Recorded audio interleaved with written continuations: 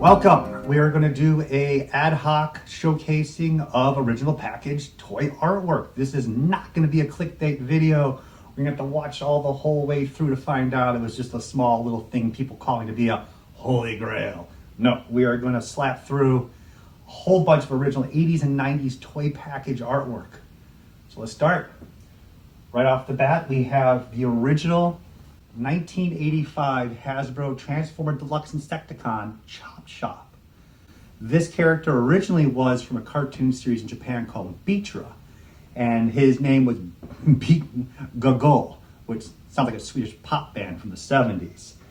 The character was completely different colors from Japan. They were piloted by various pilots, because you know how the 70s and 80s were about the robots all being piloted.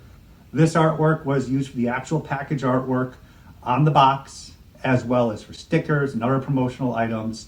It is an 85 piece, which is still the early classic series before the movies came out in 86. It's just sad that the Deluxe Insecticons never showed up in the original series. But to find G1 full painting artwork like this, absolutely some of my most favorite stuff to get, because Transformers is where the heart is. Next we have Generation 2 Jetstorm. So this is the water squirter, and you can see how the artwork is a little more different. From 86 to 1987, the artwork changed from being more toy-oriented, blocky joints, to more fluid and dynamic poses. So the toy, of course, does not look like this, but the action pose, the water squirting, though the character is not a well-known character, being from G2, the artwork just pops so much better than some of the more blockier, earlier, more well-known characters. And to round off our Transformer artwork for this group, this is the original artwork for the 1990 Action Masters Wheeljack. This is not the artwork where he's driving his sports car, which is usually the main package artwork. Hasbro decided to do individual character artwork that was put up on the top of the side of the box. So usually the artwork for the drivers is usually cut off at a certain point, and this is the full original artwork for Wheeljack, original 84 character we all love. And if you guys are not familiar with Action Masters, none of the Action Masters transformed. At that point in time, Hasbro was looking at Transformers winding down and decided to go back to action figures because that's what was selling. And of course, the joke being is, after 3 series of Action Masters, which are still dear to my heart, the last series were called Action Master Elites, and those actually did go back to transforming, which is just coming back full circle. And next is a little known line, which should be more well known because it was so well developed, but that's how the world works. We have Uni Fighters from Galoob. Galoob decided to step into the action figure market very similar to the G.I. Joe market because G.I. Joes were selling so well. The figures themselves were very creative, that they had a backpack that would transform when combined into a large vehicle that the figures could fit in. Conceptually, play-wise, it just should have sold very well, but they're very difficult to find. They had a limited release, and in general, most people don't even know they exist. This artwork is very close to how Hasbro would paint their Joe artwork. Very dynamic, very action posed, weapons blazing, and it's a very decent sized piece with about 16 inches tall. What I love about this line, though, is some of the most insane names that they were giving. I have this obscenely weird story about the background for this character's name.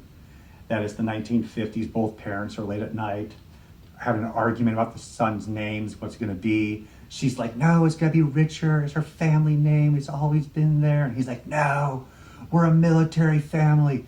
We've got to have this son go ahead in the world. He's going to make it in the military. We got to have a good, solid name. And she's just weeping. He's got like the whiskey in his hand. He's just rotating. He's like, yeah, we're going to name him Jet Plane Johnson. I just love the creative names they give these things. I have to give some backstory to them because it's just so strange to go through your whole life being called Jet. This artwork is crazy too, because a lot of Hasbro G.I. Joe package artwork and many other companies know that the artwork is like the key point of sale that kids will fix on, as well as the toy itself. So Hasbro G.I. Joe paintings, Transformers, all the art toy companies. Look at Kenner Vintage Star Wars, the photo art. That is the largest piece on the package to draw the kid in to purchase and let them, look at it. These paintings are extremely nice, but for some reason, Galoob decided to shrink them down and make this really weird, unique package with the bubble blister, 3D popping out of the actual box, and the artwork was shrunk down almost smaller than some of the yellow little advertisement arrows, which is crazy because this is your point of sale. So it's nice to see this in its full glory versus this little image. But moving on, to be honest, we have quite a bit of the original artwork for Uni Fighters. If I actually need to go through process again, but I believe I actually have all the paintings from the vehicles to the characters. And this one also, look how huge it is. Look how big its backpack is. That is, we're gonna get into that because my brain just goes nuts when I start thinking about the realism of these actual characters in real life if they are as portrayed. That is just awesome. But we're not gonna go through every one here. We're just gonna do a little, this is just show and tell quickly. Stellara, this is from Sectors. This is the original presentation board for the unproduced character Stellara. So before they actually got to anything of production samples, they sat down and said, this is gonna be a new character. They may have 20 different characters they're planning out for second series. And they pass it around, they discuss, and they choose a number of them. And this is one of the boards that was passed around, and she was chosen. All her weapons are laid out, all hand done, confidential sticker on the bottom for its special hush hush project. I wish I had more Sector artwork. I let too much go in the past, but I'm happy I did pick up this piece to go with some of my prototypes that I own. Here we have James Bond Jr. from the 1991 Hasbro toy line. This is Buddy Mitchell.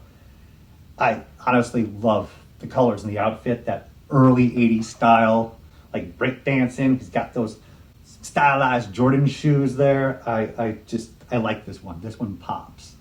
So this was a great piece. Hasbro artwork, I try my best to get as much Hasbro stuff as I can. It's not easy, but I've been working on it for many years. And as you can guess, I'll always buy.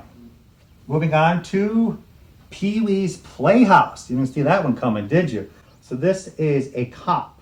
So this is Ricardo, and this is the package. And they're now going through and checking all the colors, logos. You lift up the layover, if I can do it properly. Here is the entire layout without the color, and all the Pantone colors and all the breakdown of what the package is going to be designed for as they get closer to production.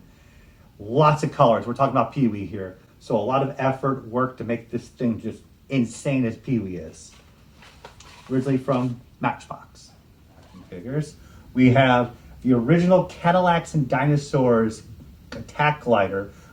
This is from Tyco Toys.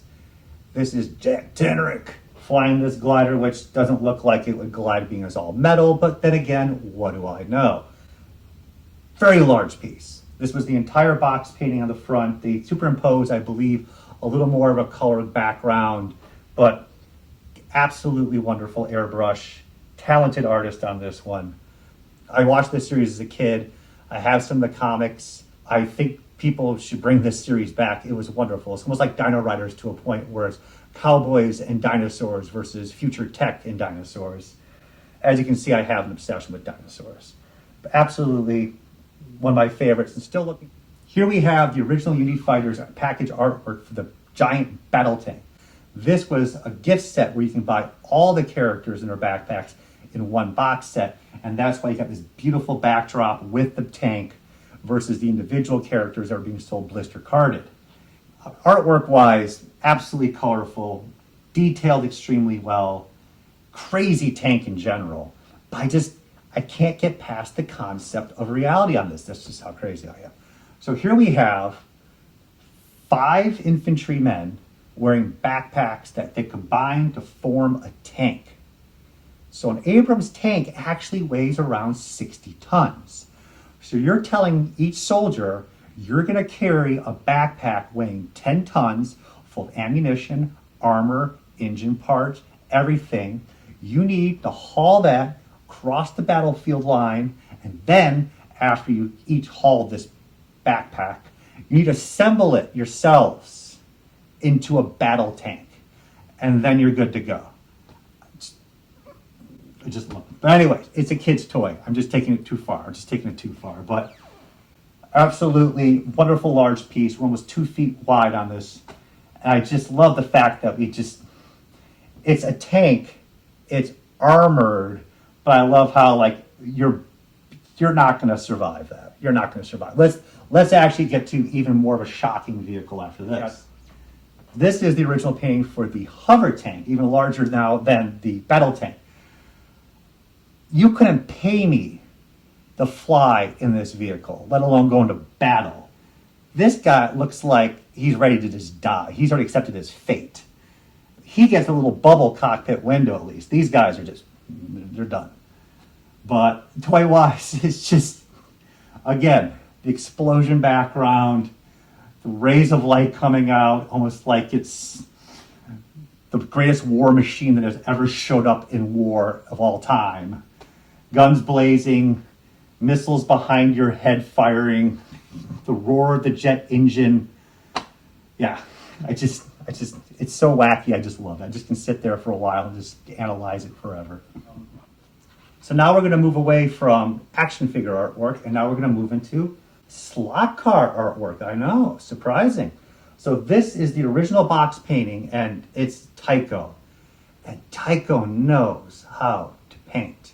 As in, their packages for slot cars and HO trains going back to the 70s, they hired exceptionally talented artists who know their craft.